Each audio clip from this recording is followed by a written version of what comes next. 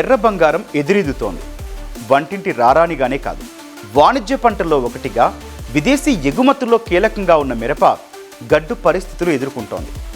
వాతావరణ పరిస్థితులు, చీడపీడల బాధలు దాటుకొని ధరల లెక్కలు చూసుకొని దేశ సరిహద్దులు దాటిన కొన్నాళ్ళకే తిరుగుటపాలో వచ్చేస్తోంది. నిన్న చైనా, నేడు శ్రీలంక. రేపు ఏ దేశం మన మిర్చిని రివర్స్ చేస్తుందే అనే ఆందోళన నెలకొంది. ఇది రైతులకే కాదు, కొని విక్రయించే వ్యాపారులు, ఎగుమతిదారులకు ఇబ్బందిగా మారింది. మరి దీనికి పరిష్కారం ఏంటి? రైతులు ఏం చేయాలి? వ్యాపారులు ఈ సవాళ్లను దాటేది ఎలా? యంత్రాంగం కార్యాచరణ ఎలా ఉండాలి?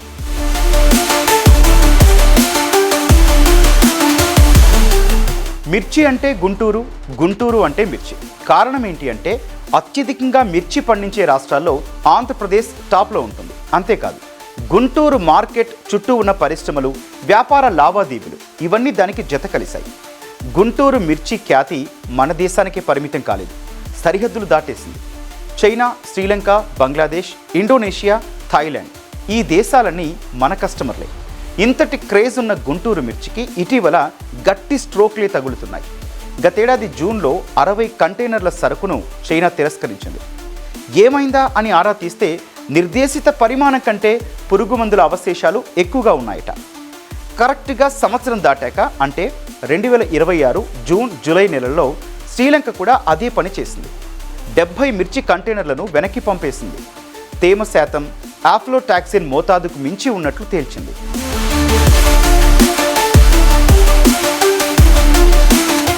చైనా, శ్రీలంక తిరస్కరణతో మొదట షాక్ తగిలింది ఎగుమతి వ్యాపారులకే. ఎందుకంటే సరకు తిరస్కరణతో నష్టాన్ని భరించాల్సింది వాళ్లే.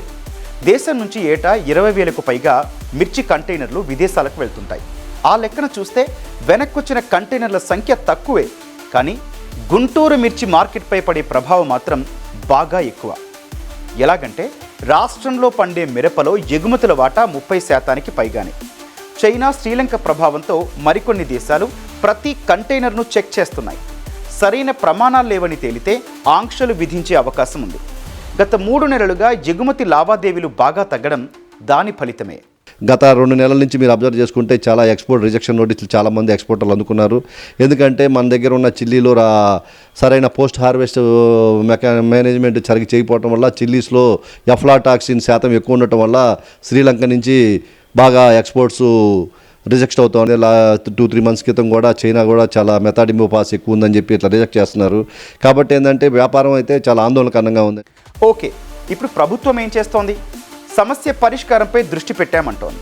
రైతులు, వ్యాపారులకు అవగాహన కల్పిస్తామని చెబుతోంది. అందుకోసం పక్కా ప్లాన్ రెడీ చేసినట్లు గుంటూరు మిర్చి యార్డు చైర్మన్ తెలిపారు. రైతుల్లో చైతన్యం రావాల్సినటువంటి అవసరం ఉంది. ఐపీఎం వ్యవసాయం వైపు అందరూ అడుగులేయాలి. సేంద్రియ వ్యవసాయం వైపు అడుగులేనట్లయితే భవిష్యత్తు కొంచెం ఇబ్బందికరంగా మారే పరిస్థితులు ఉన్నాయి. దీనిలో రైతుల్లో చైతన్యం కలిగించేందుకు హార్టికల్చర్ నుంచి ఒక కమిటీని వేయటం జరిగింది. వ్యాపారస్తుల్లో కూడా వాళ్ళు రీప్యాక్ చేసేటప్పుడు ఏ విధంగా చేయాలో అవగాహన సదస్సు చేయాలనే ఉద్దేశంలో ఉన్నాం. ఎవరెన్ని చెప్పినా రైతుల వాదన మాత్రం భిన్నంగా ఉంది. పురుగుల మందు వాడకపోతే దిగుబడి కష్టమని అంటున్నారు. ఒకవేళ వాడకూడదు అంటే ప్లాన్ బి రెడీ చేయాల్సిన బాధ్యత శాస్త్రవేత్తలపైనే ఉందంటున్నారు. రైతులు ఏంటంటే ఇంకా దిగుబడి రావాలనే ఉద్దేశంతో ఎక్కువగా మందులు కొట్టడం జరుగుతుంది. విదేశాలకు పోతే తిరిగి రావటం మనం మిర్చి ఇదంతా కూడా చాలా ఇబ్బందికరంగానే ఉంది. సైంటిస్టులు దాన్ని ఏ విధంగా దాన్ని కంట్రోల్ చేయాలనేది వాళ్ళు ఇంకా అభివృద్ధి చేసి పురుగు మందులు కనుక వాళ్ళు కనిపెట్టగలిగితేనే మనం ఇది కంట్రోల్ చేయగలుగుతాం. ఇవాళ వేసిన మందు మళ్ళీ రేపు వేయాలి. 4 రోజులకి వేయాలి మందు. తెగులు మందు కానీ మళ్ళీ ఇంకో మందు కానీ వేయాలి. 4 రోజులకి వేస్తేనే మిరదాడులు కాసినాయి పోయిన సంవత్సరం. ఇప్పుడు మిరదాడు నాటిన కానీ 20 రోజులు కానీ చేస్తానే ఉండాల్సిందే. పూతకి వేయాలి, పండుగ కానీ తెగుళ్ళు కానీ అన్నిటికీ వేస్తానే ఉండాలి. అంతకుముందు సంవత్సరం మొత్తంలో ఒక 20 తడవలు కొడితే అయిపోయేది. ఇప్పుడు 40 తడవల దాకా కొట్టాల్సి వస్తుంది. దీని మీద ప్రత్యామ్నాయ ఇది ఉంది కదా, ఆర్గానిక్ మందులతోటి దానికోసం ఆలోచిస్తున్నాం. అదే చేసి పండించి ఎట్టగొట్టగా ఇప్పుడు జరగాలి కదా. ముందు రైతు నిలబడాలి.